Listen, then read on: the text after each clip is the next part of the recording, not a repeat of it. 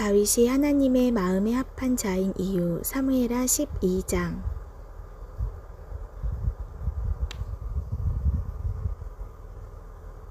다윗은 그의 생애에 큰 오점을 남기게 되었습니다. 하나님의 마음에 합한 자로 인정받은 훌륭한 다윗이었는데 밧세바와 동침한 일과 우리아를 살해한 일은 결코 다시 일어나지 못할 것 같은 수습할 수 없는 죄악처럼 느껴집니다. 하나님께서 왜 다윗의 삶의 한복판에 이토록 치명적인 죄에 넘어지는 것을 허용하시고 강권적 방법으로 막지 않으셨을까? 훗날 다윗을 기억하는 신약의 수많은 성도들이 다윗을 롤 모델로 삼고 신앙생활을 할 텐데 살인죄와 간음죄라는 빨간 줄이 그어졌습니다. 그런데 다시 생각해보니 나의 인간적인 기준에서 볼 때 간음죄와 살인죄가 다른 죄보다 더 치명적이라고 생각될 뿐이지 거룩하신 하나님의 기준에서는 어떤 죄든지 다 사형에 해당하는 죄일 것입니다. 하나님께서 다윗을 당신의 마음에 합한 자라고 인정하신 이유는 그가 한 번도 넘어지지 않고 실수 없는 삶을 살아서가 아닙니다. 다윗이 왕이 되기까지 사울을 피해 다니면서 두려움에 휩싸여 블레셋에 들어가 이스라엘을 대적하기도 했고 욱하는 감정을 못 이겨 나발과 그에게 속한 무고한 백성들을 다 죽이려고 하기도 했고 심지어 밧세바와 동침하고 그의 남편 우리아를 사악한 음모를 꾸며 살인하기까지 했습니다. 그럼에도 불구하고 다윗에게는 하나님의 마음에 합한 한 가지 태도가 있었습니다.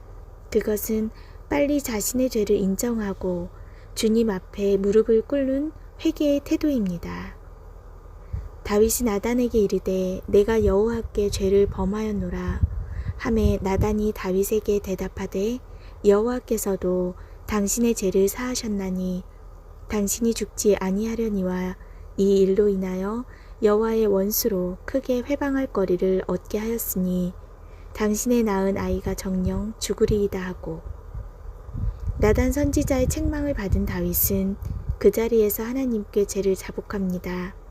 이러한 즉각적인 다윗의 회개에 하나님께서도 그 자리에서 즉시 다윗의 죄를 용서하십니다.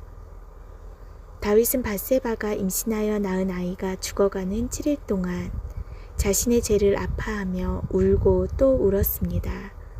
이렇게 마음 중심으로부터 우러나오는 진실한 회개를 하나님께서 기뻐 받으시고 다시 다윗에게 아들을 주십니다.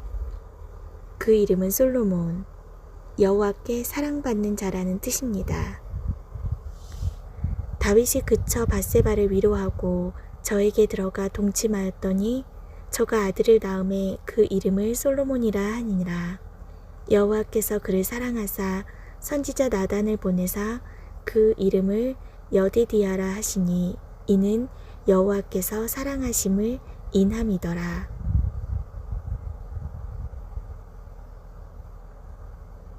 우리는 성경 속 인물들의 삶을 살펴보며 그들의 멋진 영웅담에 박수를 보낼 때가 참 많은 것 같습니다. 그러나 그렇게 멋지고 승승장구하는 삶은 하나님과의 친밀한 동행을 통하여 은혜를 입고 사는 삶에 당연히 따라오는 열매일 뿐 하나님의 은혜를 받아내는 조건은 아닙니다. 우리가 영적으로 대단한 성과를 내어도 그것을 통해 하나님의 은혜를 더 많이 받아내는 건 불가능합니다. 이미 예수님의 십자가를 통해 감당할 수 없는 최고치의 은혜가 내 삶에 실시간으로 폭포수처럼 쏟아지고 있기 때문입니다. 우리가 주님을 위해 할 수 있는 가장 위대한 일은 주님께서 베푸시는 장엄하고 웅장한 이구아수 폭포 같은 은혜의 폭포수 앞에 서서 전심으로 감사하고 찬양하는 일입니다.